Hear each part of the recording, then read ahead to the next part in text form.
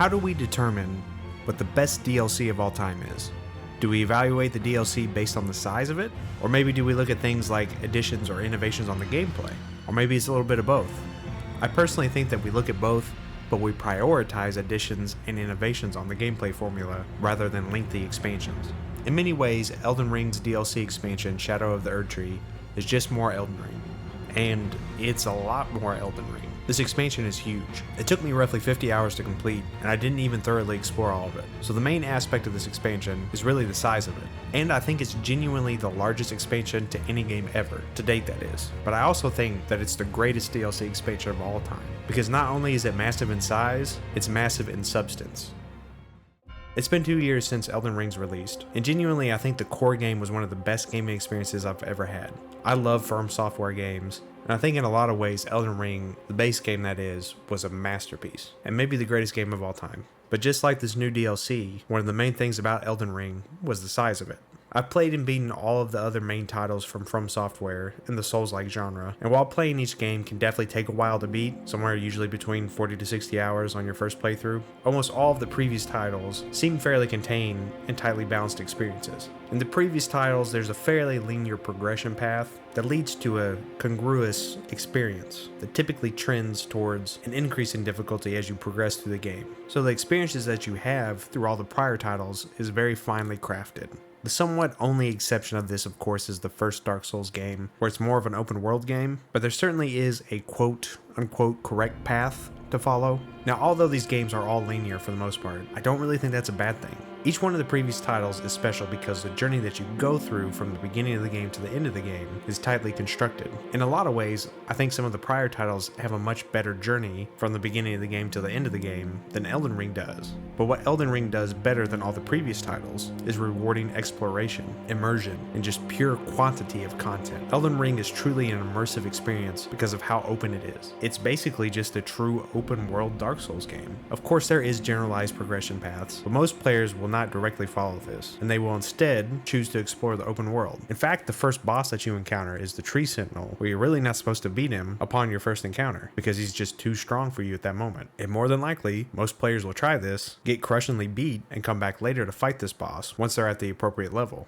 In all of the other titles, again with maybe the exception of Dark Souls 1, when you encounter a boss, you're supposed to be at the appropriate level or skill range to take down that boss, right then and there. But that's never the case in Elden Ring, simply due to the design of the game. And in a way, this is a double-edged sword, which I will hop into this a little bit later on in the video, but this absolutely encourages exploration, which again is always rewarding, and thus leads to a really great immersive experience. And for me, that's where Elden Ring's true strength lies, in its open world and your experience journeying through it. Of course, there are great boss fights, great side quests, great stories, and we've seen large open world games kind of go bad due to the open worlds being too empty or unrewarding. But thankfully, that's not the case with the base game in Elden Ring, and I'd say all of these aspects are even better in the DLC, Shadow of the Erdtree.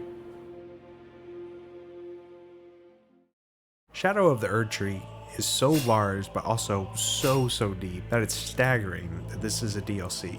It's pretty much Elden Ring 2. There's 83 bosses, 11 of these bosses are main bosses, and there's 100 plus new weapons with 6 new weapon types, an entirely new leveling system that requires a ton of new key items that are absolutely crucial to your success. A map that is Limgrave size. It's absolutely bigger than Limgrave. It's crazy that Miyazaki said that. It's probably 3 times the size of Limgrave, to be honest. And it's even more challenging than the base game. Now, for Souls veterans, some of these aspects about this DLC will not be surprising, especially the difficulty increase. In all the prior titles that FromSoftware's released, the DLCs were always significantly more difficult than the base game. However, here in Shadow of the Erdtree, I think FromSoft have their hardest DLC yet, and that's for better and for worse. And I'll definitely hop into more detail later on and we'll talk specifics, but for now, just know that this DLC turns it up to 11. And that's impressive, but what's even more impressive to me is the verticality of the Land of Shadow. I think Shadow of the Erdtree is very comparable to Legend of Zelda Tears of the Kingdom in terms of its verticality. It's absolutely not a one-to-one when you compare the two games, but in Shadow of the Erdtree, there's a lot of different areas that are either above or below you that you need to go to at any one point in time. And I love this. areas. But what's cool about the Shadow of the Erdtree is that getting to these areas are not going to be as simple as it is in Tears of the Kingdom. In fact, a lot of these areas are very difficult to, especially the side areas, which of course is on brand for a FromSoftware game, but I genuinely wouldn't have been able to get to some of these areas without a guide. But the areas in general are so cool. They're super diverse, very rewarding to explore, and significantly different from the base game, which for me, having a DLC that's too similar to the base game in terms of locales, enemies, levels, is kind of a personal pet peeve of mine. So Shadow of the Erdtree gets a lot of bonus points from me because it's so significantly different from the base game. However, I did say that this DLC is basically just more Elden Ring, and I do stand by that. But what I mean by this is that there's nothing here that significantly changes the core formula of what Elden Ring is. It's focused on exploration, the challenge, the bosses, the set pieces, and the lore, but the DLC feels as if it's more of a natural next step in the Elden Ring experience, in pretty much all aspects. But let's get a little more specific with this. One of the main things that will stand out when you're comparing Shadow of the Erdtree to the base game is of course the more vertical levels, which again I already spoke on this, so I won't retread the topic, but I just wanted to bring this up again so that we can compare it to the base game. The base game had a really good wide variety of different areas to explore, and Shadow of the Erdtree does this as well. It's not as large as the base game horizontally, but vertically it's impressively diverse. So the base game I think was trying to divide areas horizontally while having different tiers of horizontal level design. In the base game you of course have in the main level, and you essentially have an underground area as well, but it's primarily horizontal. The Shadow of the Erdtree, pretty much the entire level has 2 to 3 levels vertically on top of any one location. In the base game, I'll never forget going down the giant elevator down to the underground section and just being in pure awe in the magnificence of the experience. The Shadow of the Erdtree could have done more of the same of that, but it didn't. Each primary level has different layers to it vertically. While I didn't experience a pure awe like I did when I was going down the elevator in the base game, I was constantly pleasantly surprised by the different ways that you could tackle a level in Shadow of the Erdtree, and also just all of the areas that are there, and so many things that I missed on the first go through of an area. And I think this was a great way to innovate on the level design. But all of this could have been for nothing if the levels were boring, but thankfully they're not. I will say there are a lot of retreaded themes in certain areas. Like for instance, there are standard dungeons and caves that are in the base game that are here in the DLC that are kind of from the base game, but there's a lot of new additions as well that are truly game changing. They completely switch up the gameplay formula, and even some of the retreaded areas, the layouts of those retreaded areas are so much better here in the DLC, and just generally a lot more fun. The legacy dungeons here are also just as good, if not better, than the base game, and they add a ton of new stuff that are exclusive to the DLC. I won't spoil here, but more impressively, I think there's a good variety of new enemies and enemy types, and some of which require entirely new styles of play in order to best them, and I think they're all pretty much great. And of course, there's new weapons and new weapon types here, some of which are really good and can definitely be meta weapons and completely change up the way that you play the game. And there's tons of new items to find and craft, new physics, wondrous physics class, and just changes to the gameplay in general. There's new Ashes of War that really change up the gameplay. There's new leveling system that changes up the gameplay. Just tons of new stuff here. However, in particular, that last aspect I mentioned of the new leveling system and the difficulty of the DLC has been under a lot of flack for, number one, specifically leaning towards the narrative of the DLC being too hard and this leveling system being a poor leveling system. And personally, I find myself conflicted because while I agree in some ways, I also kind of don't in others. So let's discuss this next. Difficulty and the new leveling system. So let's discuss the difficulty first. How do we divide difficulty versus challenging? Or are they both intimately intertwined in one another? Here again, I feel that the answer to this question is a both yes and no. But for Elden Ring, what makes this game difficult? And how is the DLC too difficult in comparison? Elden Ring is considered difficult by many because it almost requires you to pay attention and learn the game mechanics and execute them extremely well for consistently long periods of time in order to be successful. And in this game, this is expressed by managing your stamina, your HP, your flasks, and your surroundings, while also focusing on the main enemy or enemies that you're fighting. You also have to learn their moves so that you can dodge them or block, potentially parry. For me, doing all of this is definitely challenging, especially with the tougher boss fights or areas. And to me, that's what Elden Ring is, challenging. Now, while the community may consider challenging and difficult to be synonymous with one another, I don't. For me, challenging implies that there is hope of winning if the performance is good. Difficult, on the other hand, implies that there may be no hope of winning, even if everything goes as well as it can. And I do think this distinction is a very fine line, mind you, but I do believe in it. So that is why I say Elden Ring is challenging and not difficult. To me, the base game felt very challenging. I knew that I could beat it if I was at the proper level and I learned the fight mechanics. And of course that I had a good run where I executed everything appropriately. I knew that I could beat the game, and I did. I pretty much felt like this throughout the whole entire game, with the exception of 2 bosses, Radahn and Malenia. The first time that I fought Radahn was right when the game came out, and this was right before they nerfed him. And I fought and beat him. And at the start of the journey, I tried for a couple of hours to not summon any of the battlefield summons. And let me tell you, I was struggling very hard. I finally gave in, started summoning everyone, and even then I still really struggled. For context, before they nerfed this fight, which happened a week or 2 after launch, this was an epic and super hard fight. And pre-nerf, for me, this is where the game went from challenging to difficult. I really began to doubt if I could even beat him. As I kept challenging him and dying over and over and over, I had that lingering thought in the back of my head that this was just not achievable for me.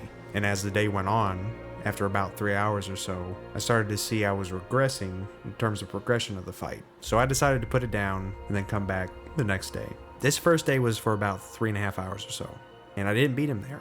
In all of the prior FromSoftware games, this has never happened to me before, with the one exception of when I originally played the original Dark Souls with the notorious bosses of Ornstein and Smough. Ornstein and Smough actually made me quit the original Dark Souls when I played it for the first time for about a year in total. My first Souls game was the original Dark Souls, and I picked it up probably 5-6 years ago, somewhere around there, and I found it very difficult. I was struggling with picking up the Souls formula of gameplay. I struggled all the way up to the Ornstein and Smough fight, and after several days of trying to beat this fight, I gave up. I put the game down and then picked it up about a year later, and something just clicked with me. The formula clicked, and then I went on to play Dark Souls 2, Dark Souls 3, Bloodborne, Sekiro, and never had this problem again. Until I hit Radahn, and this first day of fighting him took it out of me. I was getting to the final few attempts, and I knew I just probably wasn't going to beat him for that day, so I had to put it down. I knew that I needed to just walk away and try again another time. The very next day, I fought and beat Radahn within an hour. When I beat him, I literally shouted out and jumped out of my chair. It felt as almost a weight had been lifted off of me, that I had achieved something super cool. And it felt great, but I was also a little bit drained too. But when I took on the final boss of the game, it really only took me about 2 hours and I did it all in one sitting. But that also felt great too, and I didn't feel drained. It just felt good. Because to me, the final boss was challenging, whereas the pre-nerfed Radahn was difficult. And I think that's really the difference here between the two terms. Difficult and challenging. I think challenging is a ton of fun. And I think difficult can be fun, but it can also not be as much fun. And sometimes just not really fun at all. By the way, little side note, the Radahn boss fight now is a total joke. I had to fight him to get into the DLC, and I one-shotted him in like 2 or 3 minutes. They totally nerfed him to the ground, which honestly is a shame. But my other experience, which was similar to the pre-nerfed Radahn, was my Malenia fight, which is of course to be expected. She is the hardest boss they'd ever made, thus far. I fought her for about 3 hours in the first day, and then about 2 in the second, and I beat her in the second day. So similar to the Radahn fight. But with this fight, I really had to use all my resources to do it. And it was fun, but I definitely felt super drained afterwards. But Malenia is a side boss, so I kind of get the difficulty there. And having the most difficult boss in the game as a side boss is totally on brand for FromSoftware. So with the DLC being a whole side area essentially, having that being the most difficult part of the overall package makes sense for the Elden Ring experience as well. So in a way, I'm kind of okay with it being the most difficult experience in the Elden Ring experience, but I also did find most of this to be difficult, especially the final boss, which is extremely difficult. So I'm kind of conflicted. And in general, I think the way that things are tuned here are a bit weird, and my experience with it was definitely a bit weird, so let me talk about it for a second. I totally messed up for this DLC. I did not come in prepared at all. In fact, I did nothing to prepare for it. In a way, I've almost actively sabotaged myself. When I decided to jump into the DLC, I loaded up into a save file with my main character that I actually started a New Game Plus playthrough with, and I had forgot about, and I was about halfway through that New Game Plus playthrough. So naturally at that point, I hadn't defeated Radahn or Mohg, which are required in order to gain access to the expansion. And while I was over the recommended level of 150 at the time, I was also in New Game Plus, so the recommended level really didn't account for much. So while Radahn was a bit of a joke, and I beat him in one shot, I did kind of struggle with mode. I had to spend a few hours to grind up levels, and I hit some soft and hard caps with things like magic, dexterity, health, and stamina. And then I spent a few hours battling Moog and then finally beat him. And then I was finally off into the DLC. Immediately upon entering the expansion, I was awed by the beauty of it. And this is an aspect that stayed pretty consistent throughout my journey in the Lane to Shadow. So many of the locations are beautiful and significantly different from the base game. I genuinely was very impressed. Upon finding some of the first enemies that I ran into, I ended up running into one of the first bosses that's available upon entering the expansion, and I felt like something was off. That maybe something wasn't right about the balancing of this. Mind you, this absolutely could have been all because I was a New Game Plus. But this statement can be further applied to pretty much everything I'm about to say. So take this with a grain of salt. I was a New Game Plus. Maybe that's what the deal is. But I don't really think that's what it is. The reason that I think that is simply because what I felt is seemingly what a ton of other players are feeling, and that's evident by the online discussion around this DLC. And of course, what I'm talking about here is the difficulty of the enemies. But in particular, I'm talking about how much damage the enemies are doing to you and how little damage you're doing to them. And on top of this, a lot of enemies have very extended combo chains that if you get caught in it, at best, half of your health is gone, and at worst, you're dead. I could take having enemies doing more damage, or taking less damage, or having extended combos, but having all of these at the same time is a bit rough. And I think in particular, the extended combos is really what the community is having problems with.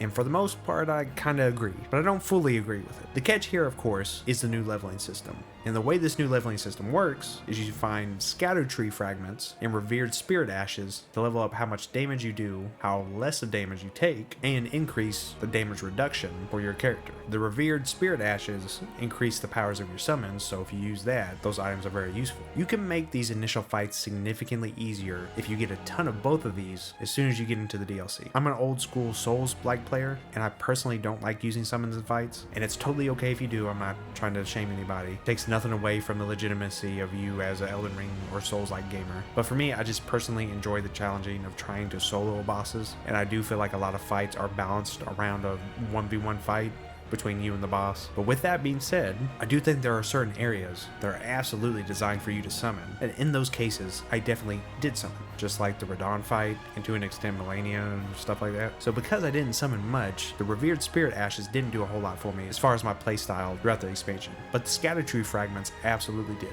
There's 50 Scatter Tree Fragments spread throughout the land, and by the end of my journey, I ended up collecting all of them. But in the beginning, I challenged a lot of fights with very minimal Scatter Tree Fragments, and I was having a tough time. What stuck out the most for me was the amount of damage that I was taking from getting hit by really any enemy I was fighting. Again, I have to say I'm in New Game Plus, so maybe that's the main problem. But I believe I was around level 235 before going into the DLC, and I had hit all of the main hard caps and soft caps that I wanted to hit before going into the DLC, and I was actively looking for Scatter Tree Fragments while I was journeying throughout the Lands of Shadows. I was exploring, just not super thoroughly, and I still felt like this game was just beating the crap out of me. And I felt like that for a long time. However, when I got to one of the other main big fights, I had approximately 90% of all the Scatter Tree Fragments. And that fight definitely felt fair, and even maybe I might have been a little bit overpowered for that fight. But prior to it, I constantly felt as if I was underpowered for every major fight, and this was primarily due to how hard every enemy was hitting and how little damage I was doing, but also because the combos were insanely long. So not only did they hit hard, they would also at least attempt to hit you several times in a row, and the follow-ups were pretty short too, so there's not a lot of time for healing or regathering yourself. Again, I like a challenge, but this was a bit much at times. Yet I feel that if I would have focused on getting all of the Scatter Tree Fragments from the beginning, meaning that I solely went from one fragment to the next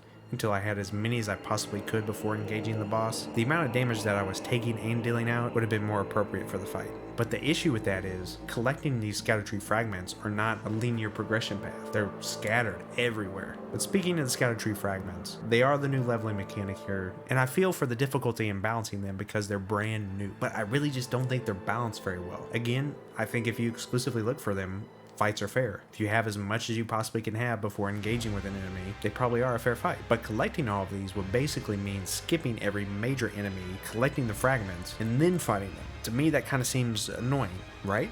That's absolutely not how I played, and I think most people will not play that way. Instead, I think most people will journey through this expansion the same way that I did, where you follow a generalized path that's laid out before you from one major area to the next. While doing so, you explore those areas and take on any fights that are in your way.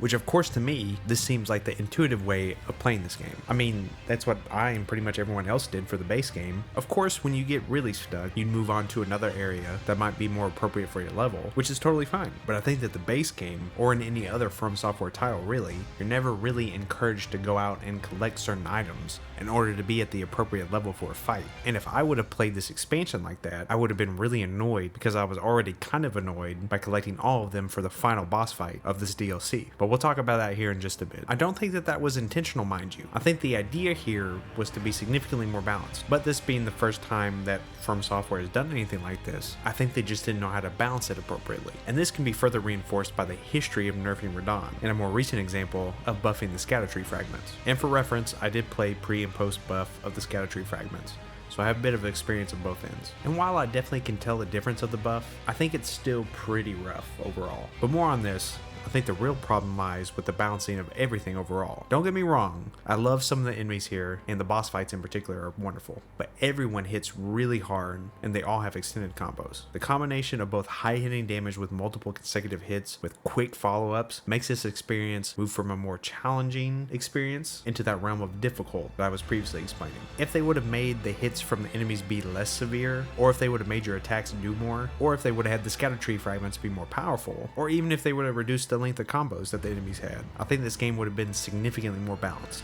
Again, just one of these suggestions would have made it so much better in my opinion. And for perspective, I didn't really struggle much with this DLC except for the final boss. But my problem with the difficulty of the DLC is that I think that it limited me to a specific playstyle. I beat most bosses and major enemies within a handful of tries. For most of them, and even the ones that I initially struggled on, no boss except for the final boss took me more than an hour to beat. But some of the ones that I initially struggled with put into motion my definitive loadout that I had throughout the rest of the playthrough essentially. Which of course is the Bull Goat Armor Set, Moon Veil, 13 Crimson Tear Flasks, and 1 Cerulean Tear Flask, and a Wondrous Physic that boosts my stamina and the rate of regeneration of it. With this setup, I almost exclusively did damage with the Moon Veil with its Ash of War, which is like a magical wave slash thing that travels a pretty good distance and does a really good amount of damage, along with poise damage. So I used the length of the Ash of War and the quickness of this attack to create space between me and the enemy so that I wouldn't get hit, but I could also hit them. The 13 Crimson Tear Flasks were there for when I got hit, obviously, which I didn't get hit a lot, but because the enemies hit so hard, I had to have a ton of Crimson Tear Flasks in order to kind of test out the enemies and also stay alive. So with all this together, that made a lot of battles pretty much just a straight battle of attrition, where while I was learning the enemy, I was burning Crimson Flasks, I was creating space between me and the enemy, damaging them with the Ash of War, and basically just seeing if I could knock the enemy's health bar down to 0 before I ran out of flasks. This wasn't particularly the way that I wanted to experience this DLC, but because of everything that I mentioned previously, I felt like I was kind of limited to this. And it's basically just a test to see how little you can mess up in a boss fight. And you could essentially say the same thing about any boss fight in the base game, but with here, because the damage is just so rough on you and you don't do enough damage and the combos are extended and there's a super quick follow-up with a small window where you can either heal or attack, it kind of becomes a battle of just not messing up, which is a bit frustrating because that type of style is not primed for you to learn the fight upon your initial experience with it. There are absolutely some exceptions to this, one in particular being Mesmer, but for the most part, this is what most boss fights are. In the base game, there are some bosses that allow you to make errors and still learn from them. The fight's still tough, and you have to do well in the fight in order to win, but because they allow errors in that fight, learning the fight is relatively enjoyable. Whereas for here, messing up early, even though you may still be alive in the fight, may just mean that you're not going to win that fight, which personally I just don't like that. So because of this is precisely why I used the most powerful armor set prior to the DLC, one of the best weapons of the base game, and I spec'd my loadout the way that I did. And I tried some of the new weapons, but the problem with all the other weapons and the armor sets was that in big fights, I was just getting hit too often and I would run out of flasks. I'd still get in the fight, but I'd run out of healing items and that would just be the end of me. So I stuck with the tank armor and the overpowered Moon Veil until I hit the final boss. And I did pretty well with the DLC, but I was a bit disappointed because I didn't really use any of the new weapons or anything of the sort that was new in the DLC because I felt like I couldn't. But with all all that being said, it was still a blast to play through. This is still a great DLC. The areas and the journey through them are just brilliant in this DLC. The bosses here are also not only some of the best in the game, but they're also some of the best from any FromSoftware game. Mesmer is a top 5 fight of all time, along with another fight that's here in the DLC. But that final fight, that is something else.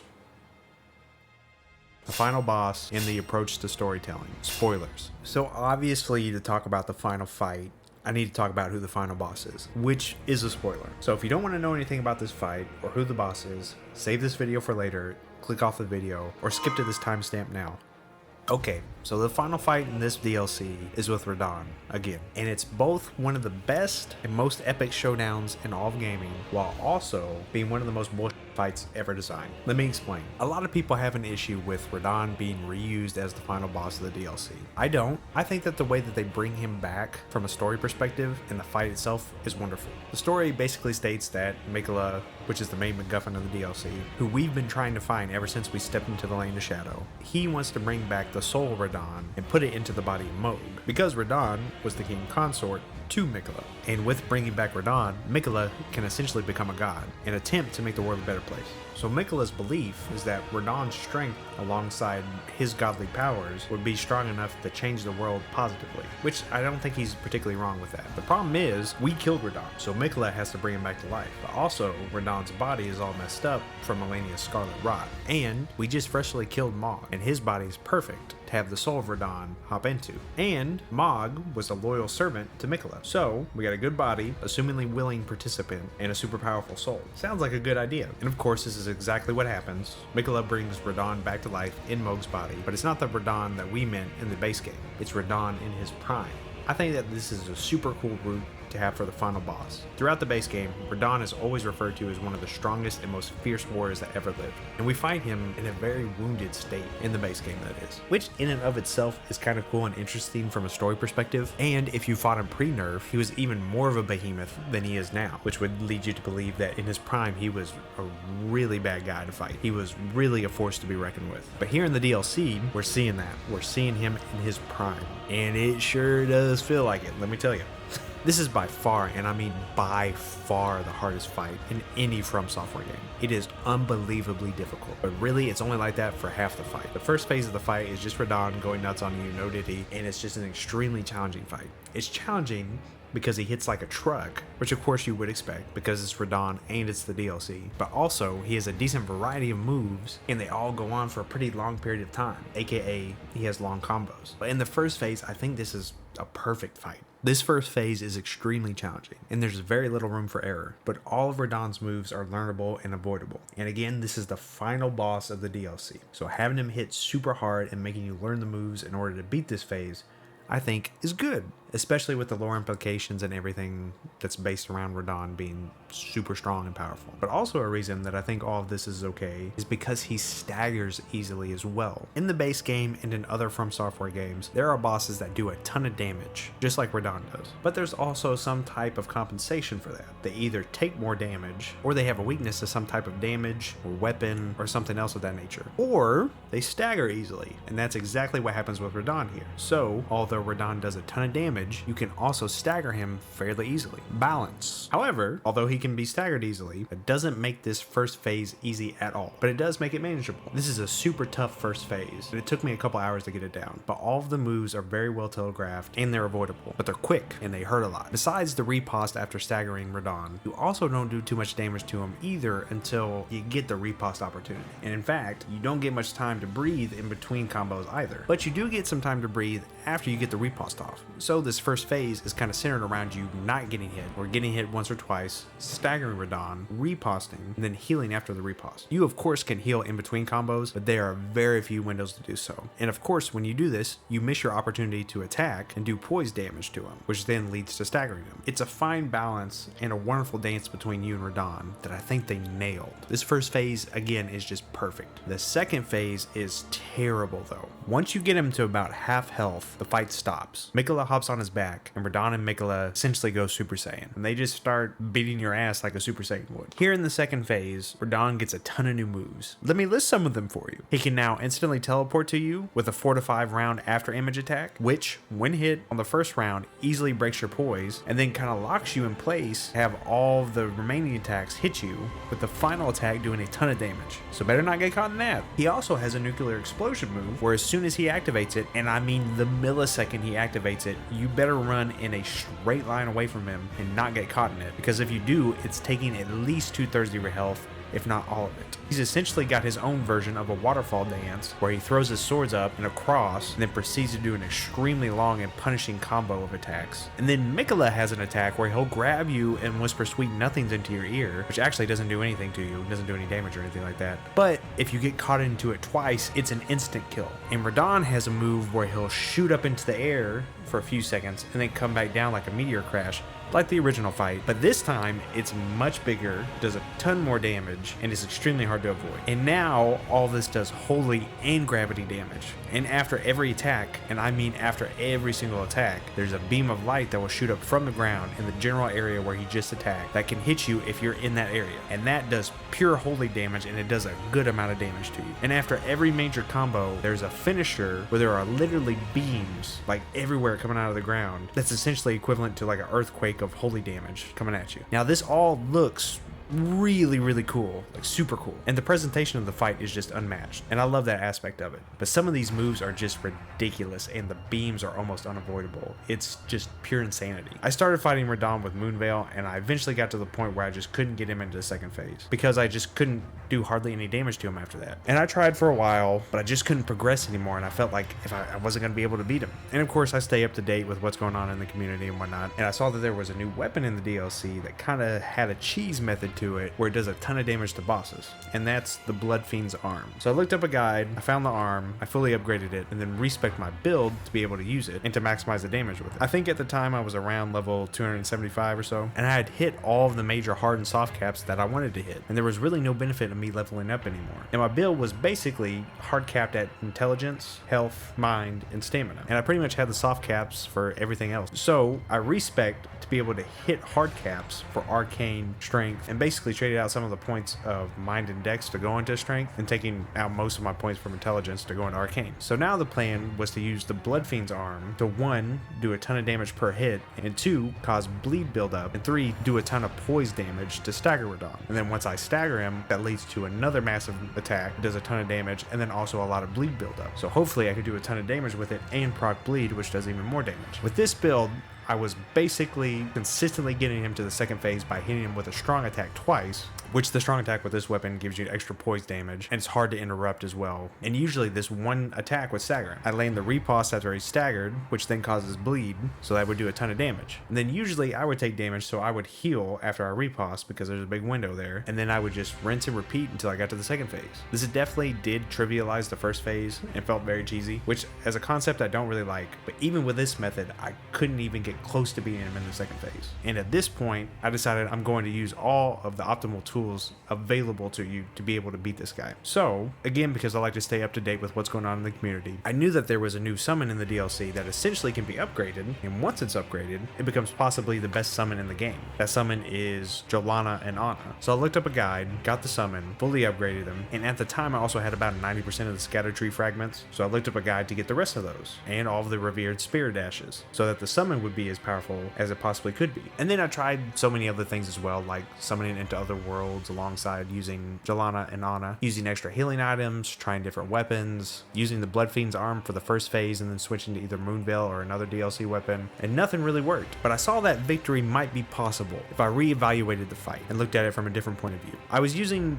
Jolana and Anna right away so that I could hopefully conserve flask and then just use them in the second phase, and this did work. But even with this, I would still run out of flask in the second second phase. But the question was, what if I only summoned in the second phase?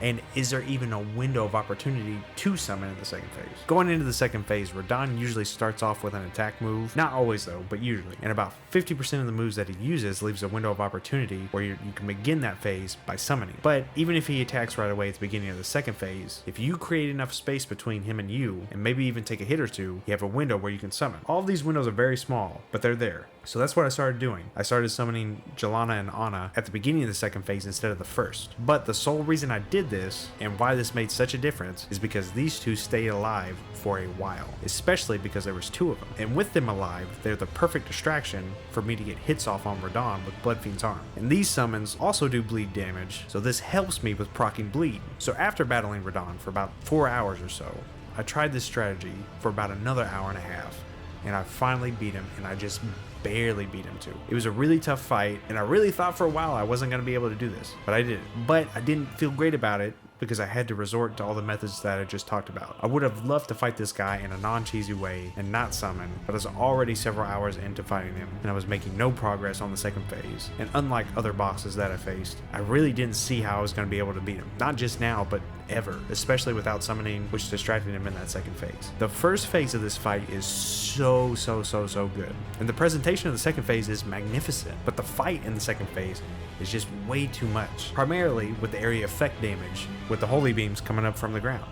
If they got rid of that, or changed it to be kind of a visual discombobulator, I'm not sure if that's a real word, but you get what I mean, then I think the second phase would have been really great. This could have been the best boss fight yet, and I think the first phase is the best first phase fight in the entire game, but the second phase just really brings this fight down, and I think this fight will be remembered for how unrelenting it is rather than the epicness that I think they were trying to have it remembered for. Now that's the first aspect of the DLC that's getting a lot of criticism, the difficulty. And again, I think the expansion as a whole is magnificent, but this criticism is a solid criticism, but I think more accurately it's just unbalanced. The second aspect of criticism for this DLC is actually FromSoftware's approach to storytelling. In all of the previous FromSoftware titles, including the base game of Elden Ring, storytelling was primarily done through environmental storytelling, not direct storytelling. And I love that they do this, honestly. I think that makes the story and the lore so much more intriguing when it's through environmental storytelling. And I think that FromSoftware do it extremely well. However, in Shadow of the Erdtree, the main story is kind of directly told to you, but that's because the main objective of the expansion is to find Miquella. And really the main story is just how everyone is being influenced by Miquella and why they're trying to find him. And throughout the story, he leaves parts of himself throughout the Land of Shadow for his followers to find and for you to find him. So you also get sprinklings of his motives and who the final boss is going to be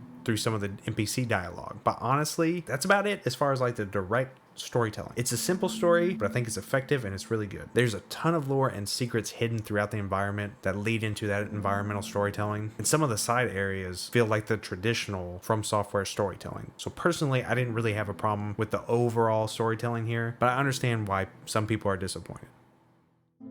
Conclusion. I know I've spent a lot of time in this video talking about things that I don't like more than the things that I do, but that's because I think that's more of an interesting topic to talk about, and I have a lot to say about it. I absolutely love this expansion, and I do think that this is the greatest DLC expansion of all time. I think that it adds more to this masterpiece that is Elden Ring, and it innovates in excellent ways, and it delivers some of the best boss fights in any game ever. But there are, of course, some issues with it, and it mainly has to deal with balancing. There definitively seems to be an unbalanced leveling system here with the Scatter Tree fragments, and maybe a little bit with the Revered Spirit Ashes as well. But also, maybe not. Maybe one of the main factors in my personal playthrough was that I was in New Game Plus, and maybe that is just it. Or maybe it's just me. Very well could be. But even with this expansion not being balanced particularly well, in my opinion, I still had a wonderful time playing through it, and I had a blast with the bosses in the main areas that you explore, along with the side areas. I really enjoyed the verticality and the art design of the new enemies and the areas, and I think the sheer size of this expansion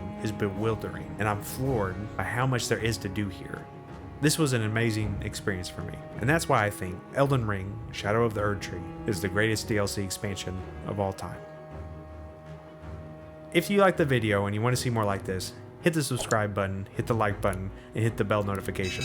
That way you don't miss out on any future videos. And leave a comment and tell me what you thought about the video and what you'd like to see me do next.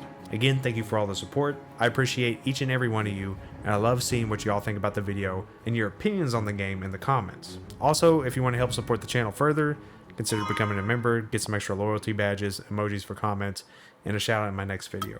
But until then, I wish you all the very best, and I hope you enjoyed. Bye-bye!